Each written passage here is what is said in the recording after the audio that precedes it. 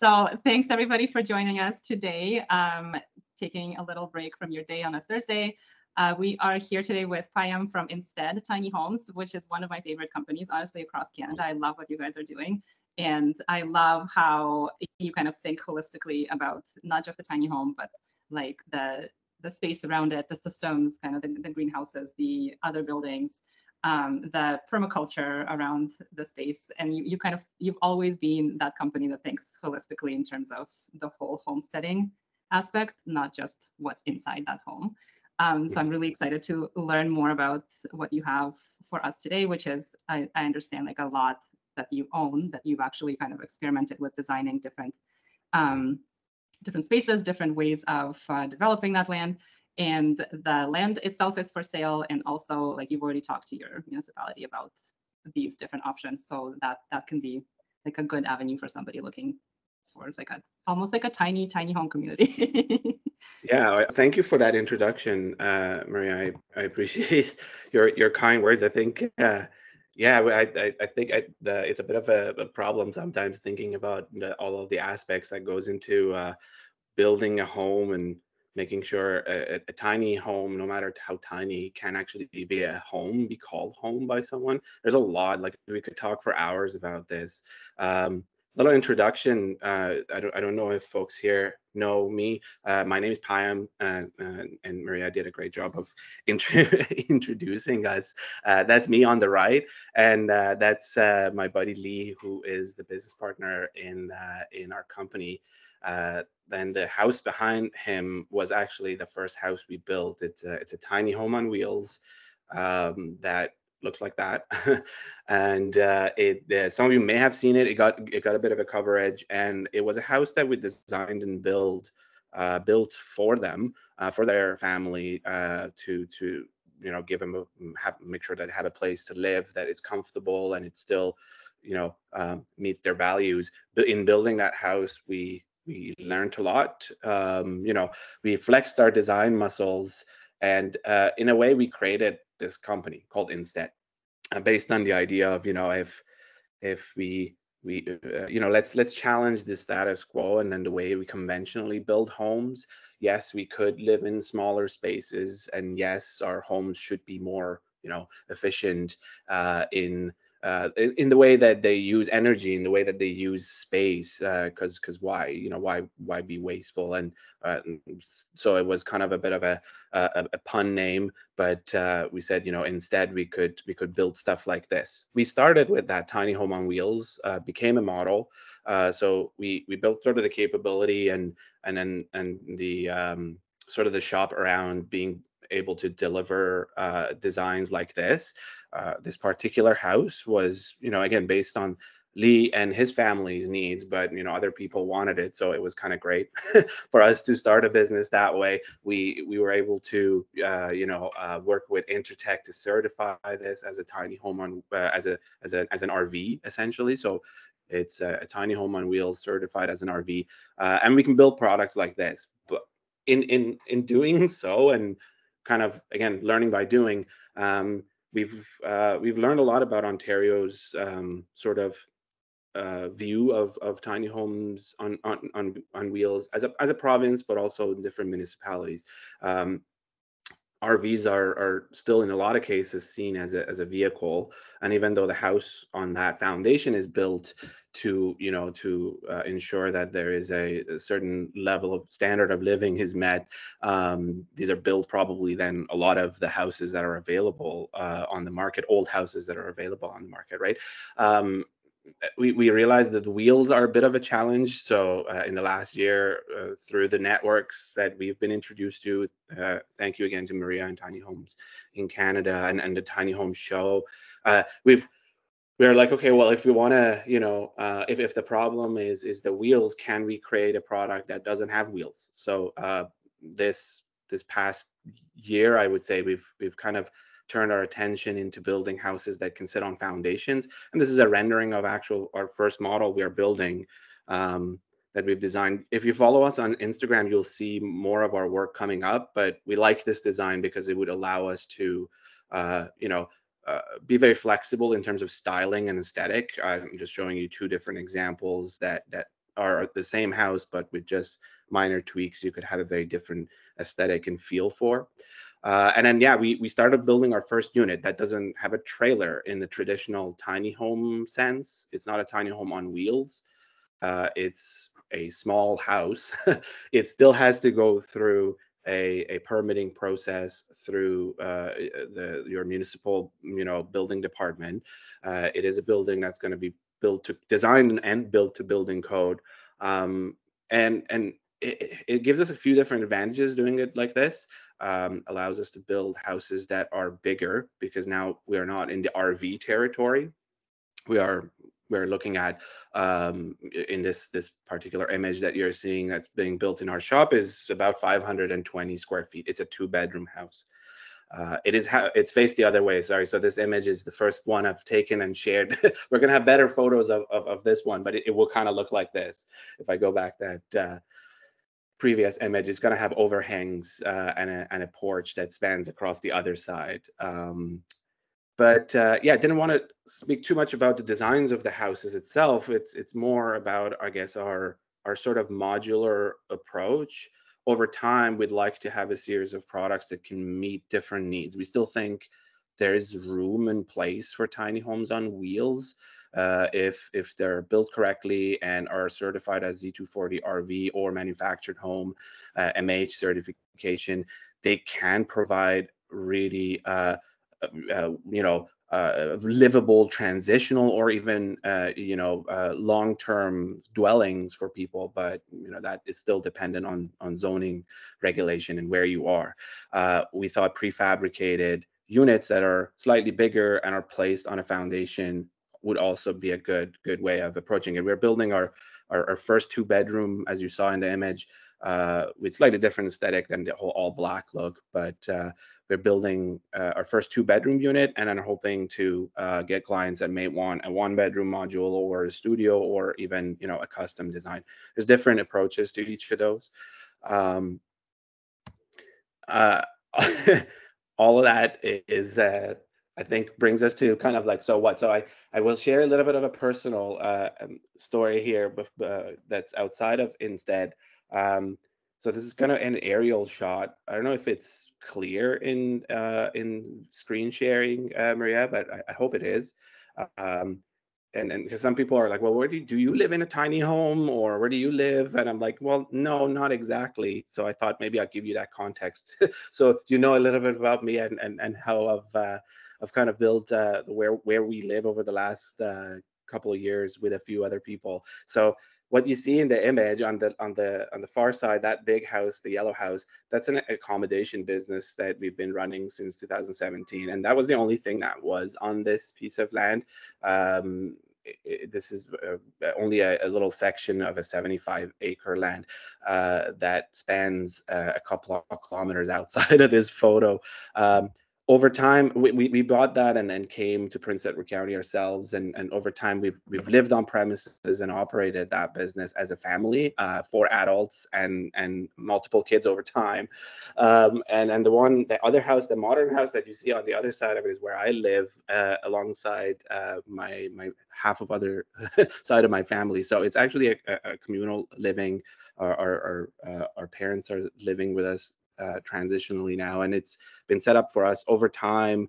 Also, we housed, I don't know if you see in the top right of that picture, a tiny home that was actually for a while Lee and his family's house, where they lived off grid. So we've kind of like done some of this stuff. Now we're thinking of, well, is this too much? Is it so many of us involved? And we're thinking of, okay, can we actually do a smaller version of this that are not all like big houses and so much work to for multiple people to take care of. So the personal part of this story is that my wife and I actually wanted to transition from that image to what I'm going to share some visuals with you. It's another a piece of land. It's a 2-acre piece of property that is still in Prince Edward County, kind of shown on this map with some information of how far it is from town and how close it is to some of the really cool development that is happening in the area. And this is an aerial shot of this existing site. Um, should I pause here, Maria, you think, for any questions before we go into what ideas we've had for this and then what I was going to present here? No, I think you're good. If there's any Uh, questions, I'll let you know we'll do from it. the chat. Yeah. Okay, sounds good. Um, so taking that initial model, we thought, can we do a version of that for a smaller place that is a little bit more simplified, and it's more closely connected with an amount of land that is actually workable by fewer people than 75 acres. So this document also we can make available later on as a PDF for anyone who is interested in digging into what's there and what's not. But as you can kind of see, it's 2 acres, and the area that I'm showing here in the highlights is where with setbacks you can actually do any development. The other side is too close to a neighboring barn with a few goats in it that are actually not allowing you to build too close on this side, which is a very common thing in rural areas. And there's also a well that's been put in. So there's source of water, and there's two hydro posts, which I don't know if too many people have looked at developing in rural or very remote, relatively remote outside of town locations, but hydro posts on your property line is actually a good thing to have, because they would be very expensive to actually bring in if you're that remote. But you have access to them here, and is a better view of that with sort of kind of like what's there from one angle and another angle in the next photo. Uh, like I mentioned, there's a well. You kind of see the area of excavation in the middle, and the left side of this image towards the hardwood tree line, the maple tree line, is where you want to kind of stay on this side of the well, basically, if you're doing anything from a setback perspective. So with the modular approach that I was talking to you about earlier, and some of the visuals I was showing you with the houses that are on wheels or on foundation, you could do pretty cool things. Um, and I just want to show you a couple of I think I have 3 examples. This one is a 2-bedroom prefabricated module and a 1-bedroom prefabricated module, kind of connected via outdoor structures and or greenhouses, just as a concept of for a scenario where one family would have access to an additional unit as well as their own 2-bedroom. Let's call it a guest house, or another unit with 1 bedroom in it that could be used for co-living with family, or even renting as an additional unit, and what that would kind of look like on this premises. There's still waste management that still needs to be put in. So there's areas that I've indicated here. Again, this will be available for where your potential waste system would have to go, or septic system, let's call it, because that's required here for building any or applying for any build permits. And you would be allowed up to 5 accessory buildings. So let's say a garage or a greenhouse, anything that is above 160 square feet. Now, with the anything below 160 square feet, they are just called sheds. You don't actually require a build permit for those. So this is just to give you an idea of how something like that could take a portion of the land, and the rest of it you could use for, gardening growth, planting orchards or anything like that. I believe I have a couple of renderings here. I'm going to speed through these to get to the second example that shows you a scenario where both the ADU and the primary dwelling are the same size, up to probably 2 bedrooms of prefabricated, or if they're joined together, they could be even bigger.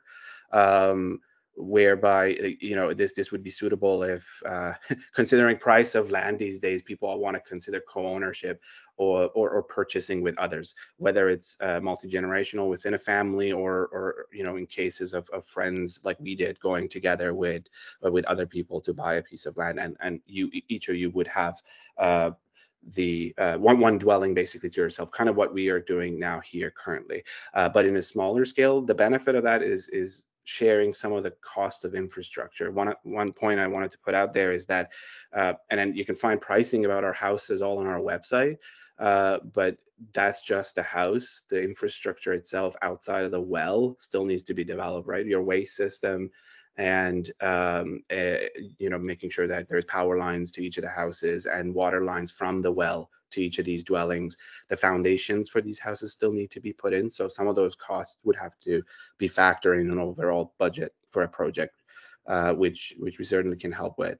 And I think I have one more concept here whereby you could start with a prefabricated module, or this is more of a transitional scenario where you could start with a prefabricated module that would eventually be your secondary dwelling. You can live in an RV during a build process, that there's a permit for that. So live in a tiny home on wheels, and if your needs in the future changes from that small secondary dwelling, you could always build a site built additional house on the property. So there's like just different ways of approaching on how you could live on the land and creating opportunities for future, because some of these units, if you're not using them, could be used as rental to create more or additional housing. Minus the tiny home on wheels, that one is a gray area still in the county, and I'm happy to answer any questions that may come up about that. If you want to see any of our we actually have two houses in the shop right now. Our P01, which was our first prototype of tiny home on wheels, is there, and then we're building the house that you saw in the image, which is our first build of our 2-bedroom prefabricated module. Essentially what you're seeing on this image on the left of it, minus the site build. If anyone wants to come for a tour and see the houses, feel the space, and how usability of them, you can do that on our website at instead.works. And that's all I got here to share. So I'll stop the sharing, and I'm happy to answer any questions, thoughts. Yeah, thank you so much. So that was basically 3 different ways that you can use the same lot. And can you talk a little bit about what? Oh, the mic is muted, it says. Is my mic still muted, or can people hear me? I think people can hear me. Yeah, so have you talked to the municipality about this? Like, have you? Yeah, there's. I know you have, like you've talked about these multiple dwellings, and there's Yeah. like there's permits that are intended to come with this. There's 5 accessory dwellings that are possible. So can you talk about kind of how the Yeah. conversation goes with the municipalities?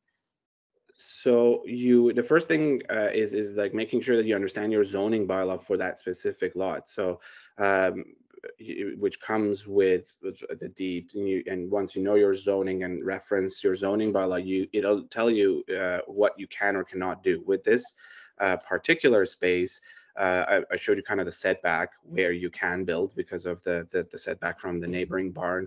Outside of that, and obviously setbacks from the lot lines, which are very typical, you can build up to 2 dwellings, a primary dwelling and an ADU, or an accessory dwelling unit. And there is no square footage restrictions other than OBC or Ontario Building Code. So what they have told us, and then this is, I put it with, there has been a bit of a change in the office of the Prince Edward County Building Department from December to now. So we have to circle back with the current chief building official to confirm that this is still the case. But the minimum square footage requirements was removed. So you need a build permit anything bigger than 160 square feet, and especially when you bring in plumbing. Now it's not an accessory dwelling. It's not an accessory building. It's a dwelling. Yeah.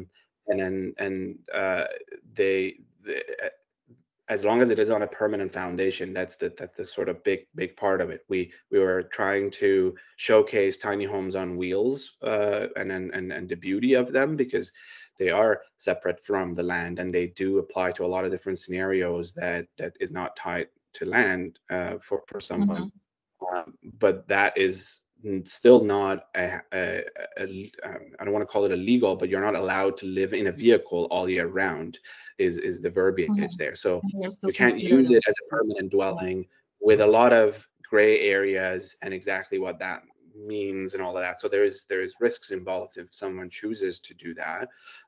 You know, it's a very much a complaint-based system at the moment, just because it's a new area and no one actually clearly knows how to look at it. But so far, the direction has been, you know, if they're not on wheels, they're to OBC, and then they go through a build permit locally here. We get them Mhm. inspected to OBC at our shop and deliver them and install them on any spot. We can talk about foundation types and stuff like that too, if people want to Yeah, know. for sure. If we can get back to that in a second, I did have a question here from someone in the audience. So they wanted to know the costs of the 2-bedroom tiny homes compared to the tiny home on wheels, which is much smaller we saw That's right. on the picture. Yeah. And they were also interested in, are there any ADU grants in your area, like funding from the government on that? There, yeah, there is. Yeah, absolutely. I can talk to both of those. The second one is easier. There is, I believe it's $25,000 towards a build. Okay. Uh, I will have to check on that. I believe it's either 25, yeah, or 40. No, I'm pretty sure it's 25. But it is also with a condition that you would not use it as an SDA. So you can actually use you can use it for long-term rentals, but you can't just put it on Airbnb and you know, with which Mm-hmm. is sort of the incentive that goes Mm-hmm. with that parameter. The other one in terms of pricing, so with tiny homes, the because you're trying to squeeze a lot of value in a small footprint, the smaller you go, the price per square foot seems a lot higher. And a lot of people who come to us, they're like, well, what's the price per square foot? And I'm like, that's not really Very a hard to good way of compare to measuring, because you your, know yeah. you're still paying for a kitchen, a bathroom, your hot water system, your air conditioning and heating and cooling, and your air circulation, and all of the other stuff, regardless of the footprint. So your square footage becomes a cheap component, or a relatively cheaper component of that, amongst everything else on the line items. The other thing is that the labor cost doesn't really go down because you're building a smaller house. In some cases, it actually goes up, because now you have to Mm-hmm. pay for more custom cabinetry and then specific things that in a bit of a bigger house. I'm trying to make a case, I guess, here, but also another thing to keep in mind as is the trailer itself is quite expensive as a foundation. So Mm-hmm. the Yeah. house that's put on a foundation, you could put it on helical piles or ground screws that could cost you as little as 6 grand. A 32 foot by 8.5 feet RV certified trailer costs almost 20 grand in steel and Mm-hmm. fabrication. So it's a bit of a tough one to compare. Our tiny home on wheels, that you've seen, the model starts at 189 Canadian before tax and delivery. Mm-hmm. We build it and it can be towed to any distance like an RV would. However, the ones that go on a foundation for the house itself, we're starting them at 250 before tax and delivery. Again, keep in mind, with a house that sits on a foundation, there's a foundation to be figured out, and service connections can be a little bit more challenging than, let's say, an RV connection.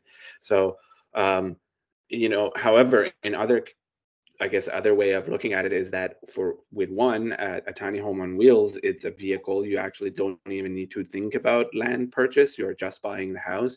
Whereas with a house on foundation, you typically have to figure out where it's permanently going to go, because it's going to be hooked up to the ground.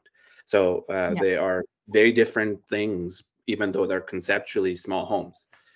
you know? Yeah. Sure. You kind of have to change your way of thinking for each one. Yeah. Yeah. But that's a great answer. And I have a couple of questions here following up on that.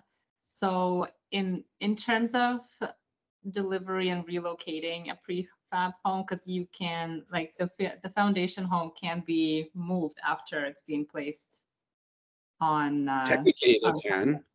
it can be moved again. Yeah. Probably not going to be doing that like every summer. Yeah, no, But technically if they you were can. leasing land, for example, for it, there's a Yeah. possibility. There is. I mean, the house has been brought there, so there is a way to reverse that. Mhm. However, there is quite a bit that goes into delivery a prefab modular home versus a tiny home on wheels, even if it's a single module home. If you're getting into complicated stitching multiple modules and whatnot, that's a Mhm. different story because there's more on-site work to actually stitch them together. But if you're doing a single module on a foundation, especially if your foundation is something like screw piles or helical piles, the Mhm. reversing that is theoretically the same as bringing it. You still do need to factor in for the transport costs and the craning costs in a lot of cases because uh, they're not cheap. They're a big part of that delivery. Whereas a tiny home on wheels that is certified as an RV is can be towed by pretty much any heavy duty towing vehicle. Do you know what like ballpark costs would be to deliver the home that you're building right now? Like deliver and For the install? home that we are delivering right now, we do know the cost of that one. Yeah, but again, it's a case by case thing because this house that we are building right now is not going to be using a crane to be lifted. It's going to be Okay. sitting on helical piles almost 3 feet off the ground. It is on a bit of an incline, so we wanted to make sure that there is water runoff, but also clearance for the transport truck that will be carrying the house will actually navigate between the piles and drop it down and then drive away. So again, Oh, we're not amazing. paying for crane here. So, but we are paying a higher rate in delivery. I think they were giving us, I forget, I think $6,000 to $7,000 range for because we are going about 6 hours from where we are with this house.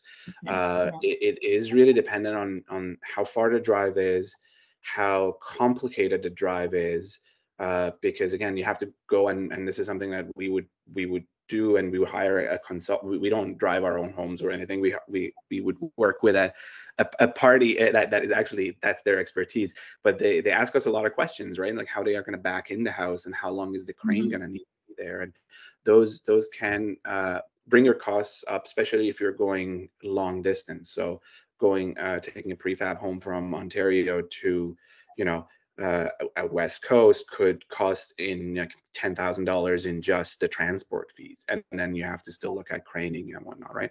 That's Yeah, just to give you a ballpark idea. for sure. That's really helpful, I think. And in terms of the land that you actually showed, the lot, you mentioned that it will need sewage, water lines, and hydro lines. Do you have any idea of what costs people would be looking at for that? That's a good point. I should actually just summarize this on a bit of a slide because your foundation will have a separate cost over on top of your house, and the Mhm. foundation again, if it's helical piles, it could be as small as like $6,000 to $7,000. But if you want to do any excavation, sorry, that's another point about helical piles don't typically require excavation, so it has the least amount of disturbance to the topsoil if you are Mhm. uh, conscious of the ecology of the area and the topsoil, and you don't want to actually dig and excavate. Ground screws are a very effective way of achieving that. And then service connection cost, yeah, like a septic needs to be still put in. Unfortunately, that would cost you, depending on the type and size of septic, you could be spending, $10,000 to $15,000. Mhm. Again, very rough estimates here. The well connection, so the well is there. That's a big expense that we are lucky that we have the well there. There's a good water flow in it as well. But depending on the final location of the house, there still needs to be trenching work done below frost line to bring a water line in. So that's a bit of an additional cost that would have to be estimated when we know the site plan Mhm. exactly.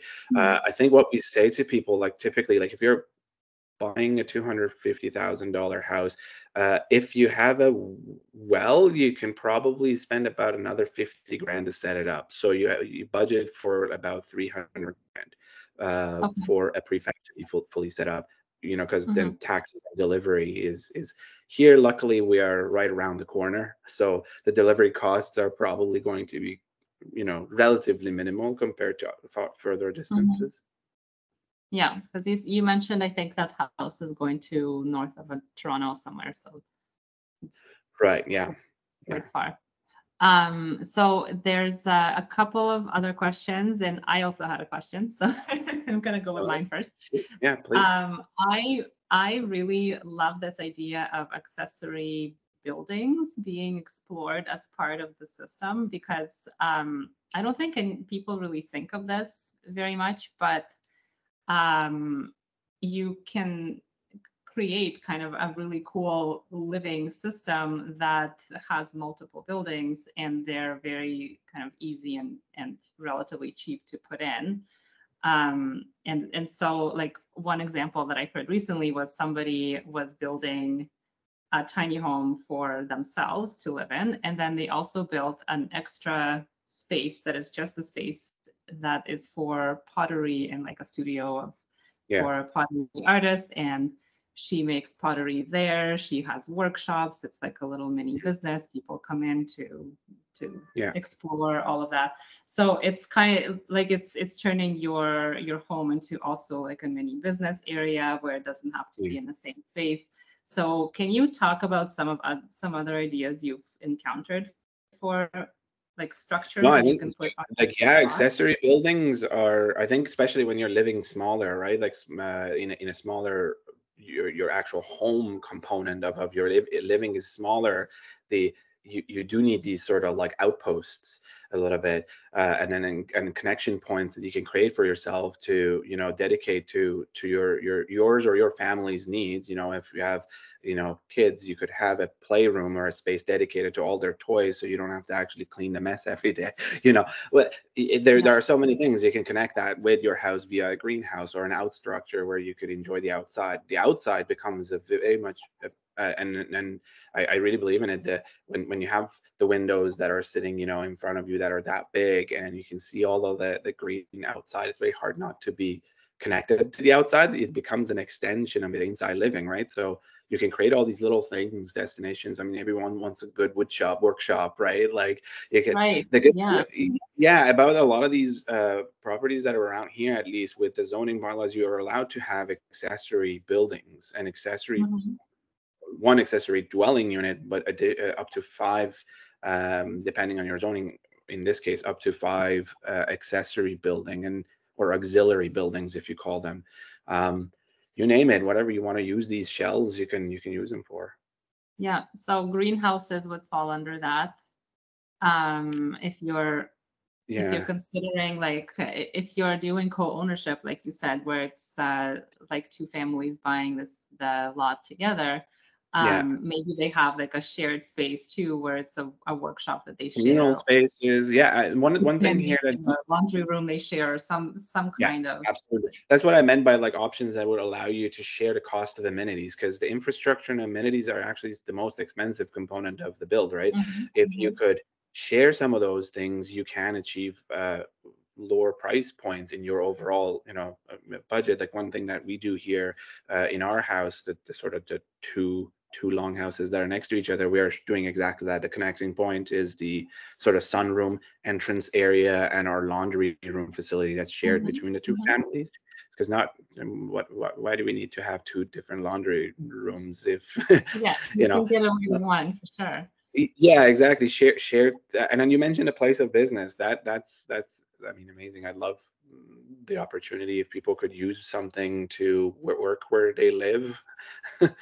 Yeah, like people who are accountants or Yeah. consultants or Flex like spaces. massage therapists or teachers of like workshops or things like that. There's so much you can do with just a room. It doesn't even need to have a bathroom or anything. Like it Exactly. can be Yeah. very, very simple and you can deliver it and just place it down and you have it Yeah. No, absolutely. There is a controlled place and for those. everything. Yeah, and I think there's a lot of interest there, but because when people plan kind of tiny home communities, there's always that communal space that needs to be a part of that. So even if you're planning like a tiny home community of 2 tiny homes for You you have to and have a like farm other, kitchen. then You have to have a you can farm still kitchen. think that way. That's right. You have to have the farm kitchen there for sure, next to the greenhouse. Yeah, exactly. And it kind of adds more richness to that living format as well. So somebody's asking if you're seeing like tiny homes on wheels becoming more palatable to municipalities in the near future, because I know you've done a lot of So advocacy and you've showed up at meetings and you've talked about them. yeah, no, I sure hope so. Yeah, how long? I mean, who can say how long it's going to take? I hope so.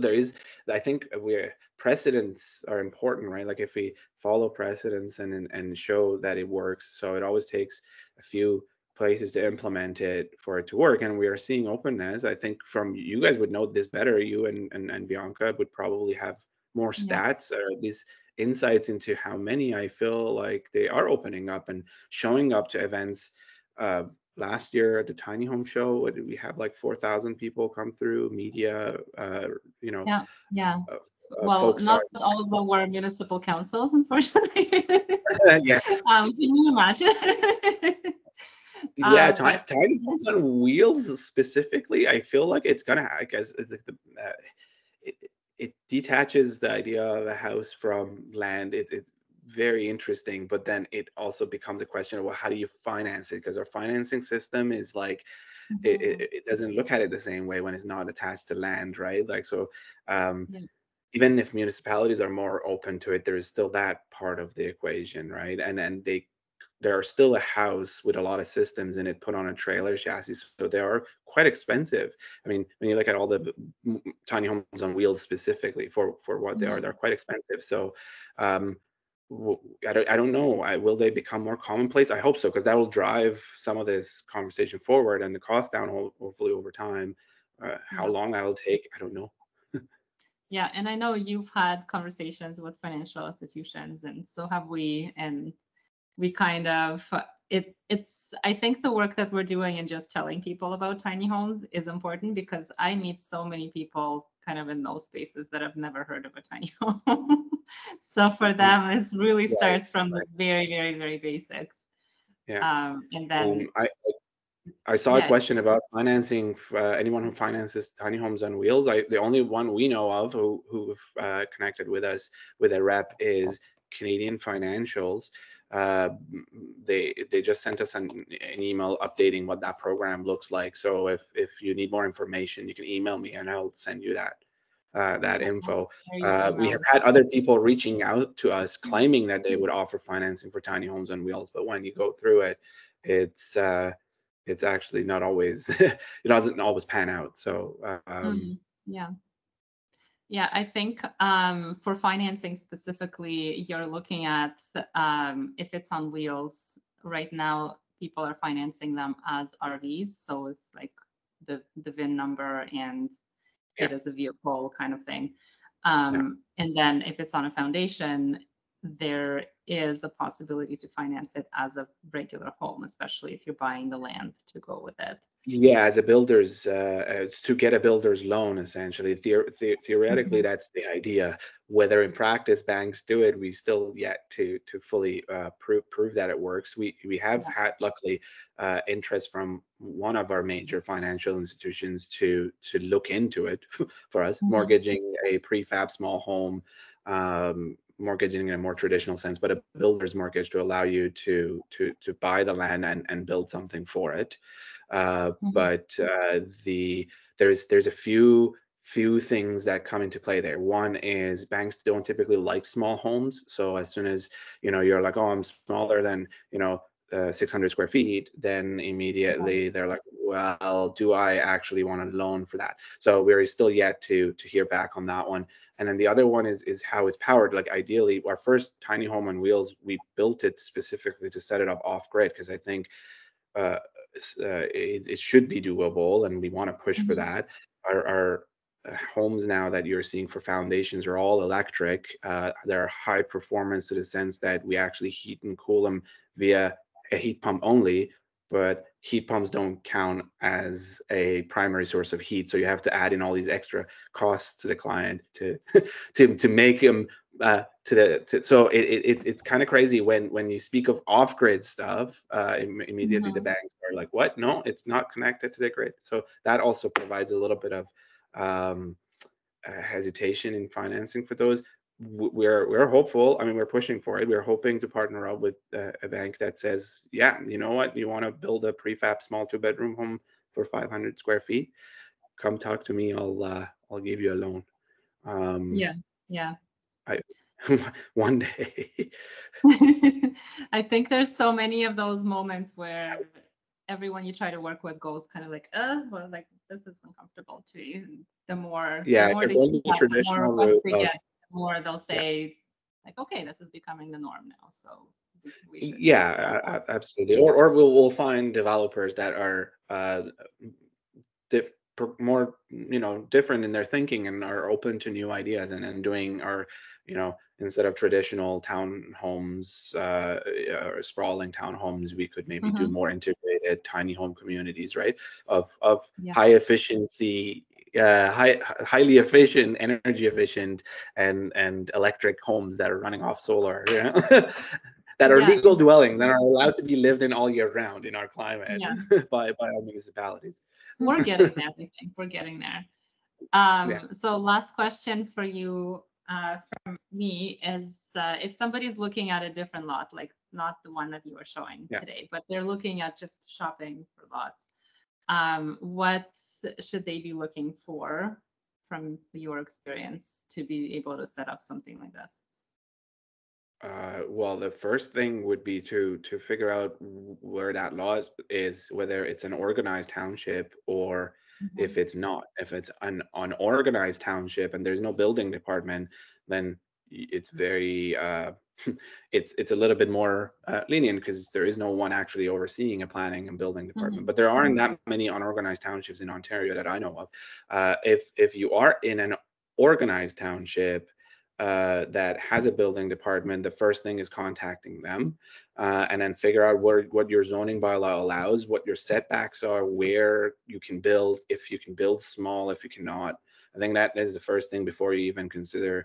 And then after that, then it's a matter of, okay, does it have any infrastructure already in place? Like a well is expensive, so if it has that, it's a bit of a bonus, right?